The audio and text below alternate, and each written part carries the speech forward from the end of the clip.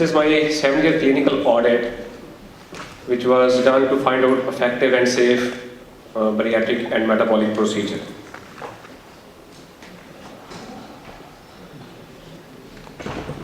Next slide, please.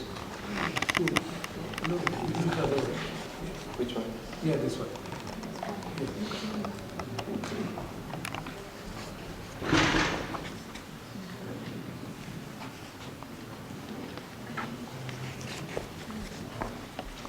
Keep up and point out that.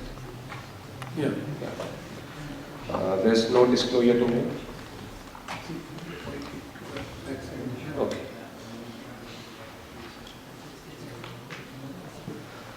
So, colleagues, obesity we know is a complex disease. It's not only involving developed countries, but developing countries like India also fall into the grip of obesity. So if you go by the number wise, India is now the third most obese nation in the world, and the state from which I come from, India, Punjab, is the most obese state in India. And now in India we have the problem of undernutrition and overweight coexist now. The primary aim of my study was to find a safe and effective surgical policy for bariatric and metabolic procedures. And the second aim was to analyze the complications which occur in patients who have undergone these surgeries. So this audit is based on a retrospective study carried out in a single center at Jammu Hospital, Jalandhar, over a period of 7 years by a medical audit committee. For the complication part, we have taken all the 1107 cases over a period of 7 years, and for the excess weight loss and the resolution of comorbidities, we have taken the cases whom we could follow up for about 53 months. Coming to the complication part, these are the demographics. The sample size is about 1100 cases with more of female population. The mean age being 46 years with mean BMI 42. It consisted of all the 3 types of bariatric procedures. May I beg your forgiveness. I just wanted to, we have Dr. Chandra Gula from IBC. Can I interrupt for 1 second to make an announcement, sir? Sure. I apologize. Dr. Regula, we have, just to interrupt it, and please forgive me for this, but we have a very important meeting, the IBC Club, and maybe a two-second invitation where we'll be there. Thank you so much. Just to remind, at 3 o'clock at ceremonial Zala upstairs, we have International Bariatric Club meeting. Please all come. We have very interesting mini gastric bypass case to present and discuss. We are welcome. Thank you. Please forgive me for interrupting, but we knew you had to be here, so thank you for making that. Thank you. Thank you very much. We'll never make it. So this is the demographic for the complication part, and it consisted of all the 3 comorbidities in fairly good proportion, ranging from 42 to 49%. And the mean surgery time taken by the MGB for doing MGB and sleeve was almost same, that's 1 hour, and that for Ruan bypass twice in this time. And for the resolution part and the excess weight loss, we have taken 407 cases, again comprising of all the 3 basic bariatric surgeries, and the comorbidities in fairly good proportion. The observations were divided in the complications part and the benefit part. In the complications part, we had life-threatening complications.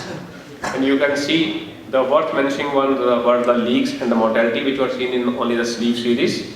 About 1.42% leaks and in mortality 2.14%. Whereas anemia, though it was seen in Roux-en-Y and MGB, and hypoalbuminemia, though it was seen in distal Roux-en-Y and MGB, both were present, but fortunately both things are manageable. The hypoalbuminemia which occurred in MGB is seen in longer bypasses, that more than 230 centimeters. In all the other cases where the length of bypass is 200 centimeters or less, no low albumin levels were observed. Except in one case where the length was 200 centimeters, still a hypoalbuminemia was observed. That was a case of diabetic nephropathy. But again, this patient responded to good nutritional support. So, in our setup, we have this stepwise management of mini gastric hypoalbuminemia after mini gastric bypass. When the levels fall between 2.6 and 3.5, we try to give good nutritional support in the form of whey proteins and most of the patients will respond to this. We have reversed one bypass where the levels were fell below 2.5 and they did not improve with nutritional thing. So this patient had developed some ankle site edema. We had to reverse this case. So one case was reversed. In all other cases, it responded to good nutritional supplementation. Now most of our cases have length of bypass 200 centimeters, except in super obese patients, where we first measure the whole length of intestine and then decide the length of bypass. So when hypoalbuminemia occurs in distal Roux-en-Y or Roux-en-Y, we know that this such is difficult to revise. It's difficult, long and cumbersome procedure, and you really have to reverse to anastomosis. Amongst the non-life-threatening complications were again seen in the restrictive procedures, that is sleeve. It was nausea and GERD and weight regain and excess weight loss. You see, weight regain and less of excess weight loss are again matter of concern to the patient as well as to the bariatric surgeon. So these two entities again occurred in the sleeve series as compared to the Roux-en-Y and mini gastric bypass.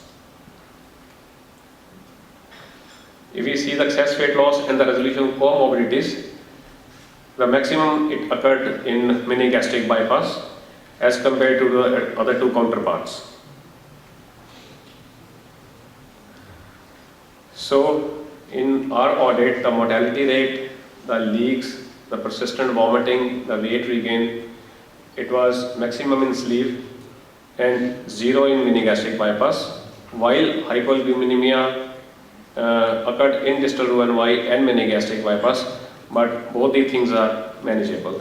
And the resolution of comorbidities was maximum in mini gastric bypass.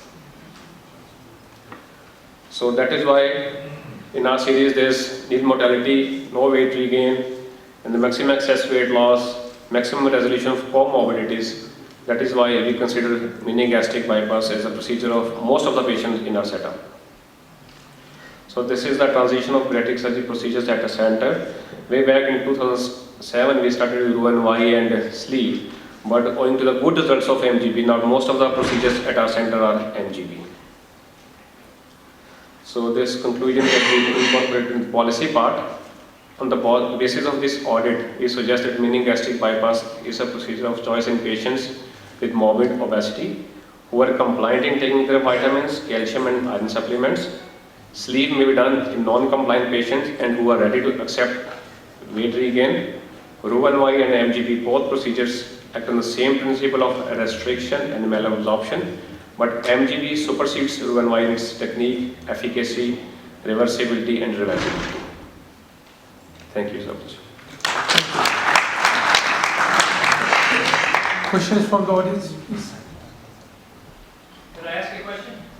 Sure. Dr. Jammu, your findings is with a longer bypass, you found more problems with malabsorption. Yeah. And as you shorten the bypass, the problems of malabsorption decline. Yes. And I wondered if you would comment. Dr. Lee said sometimes he does bypasses of 4 meters.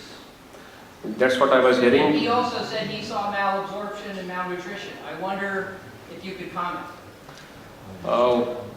Actually, whenever we have done longer bypasses, we have experienced more nutritional deficiency in the patients.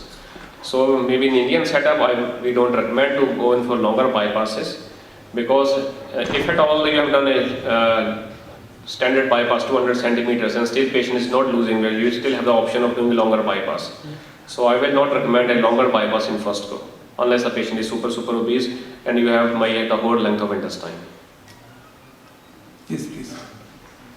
The problem with this is that we see weight regain very quickly after the band, less quickly after the sleeve, and we're starting to see weight regain 8 to 10 years after the Roux-en-Y.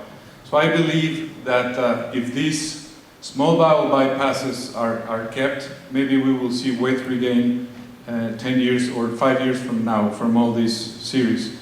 That's a comment. And the question is, in these patients that you have reversed, the question is to you and those who have reversed MGB because of, or OAGB because of malnutrition, do you prepare the patients nutritionally before the operation? or you do, what do you do? Of course, you have to prepare these patients because these are very highly risky patients. If you don't prepare, you don't give them good protein-rich diet before surgery or some good whey proteins or protein supplementation before surgery, maybe in the parenteral or TPN. Unless you prepare those patients, it's very risky to take these patients. Because there are chances that anastomosis may break down when you are doing such a surgery. So you have to be very cautious. You have to prepare your patient before you take them up. You wait until they have normal albuminemia? They never have normal albumin levels, but you have to give them some IV albumin so that they can withstand that surgery crisis time, maybe for a day or two. So another point which comes according to a study that the sleeve should not be done. The sleeve procedure, according to the study, the sleeve has the maximum complications. Yes, this is what when I compare the procedures, the results wise, the weight loss was more in the mini gastric bypass, and in sleeve we had more of these leaks. And Yeah, but you had a mortality and yeah. so sleeve has got. So that means today I think if you look, I think all over the world probably the sleeve is the commonest surgical procedure is done. So yeah, what is the reason why? A few years back when I was in this forum, only there were 30 or 40 people. Now I think the strength is more than 200. So maybe because of the results of MGB, more and more surgeons are coming to this forum now. No, the question is about sleeve because I think majority of the people all over the world are doing sleeve at the moment, or at least. I said if you can, your patients are ready to accept the weight regain of 13 to 14%, yes, you can go ahead. Yes, ma'am. Yeah, I was doing the sleeve back in the 1990s. I did the BBG, but I divided between it. I used the method of John Melissa's. So I was doing the sleeve there. And I put the longest probably. And I would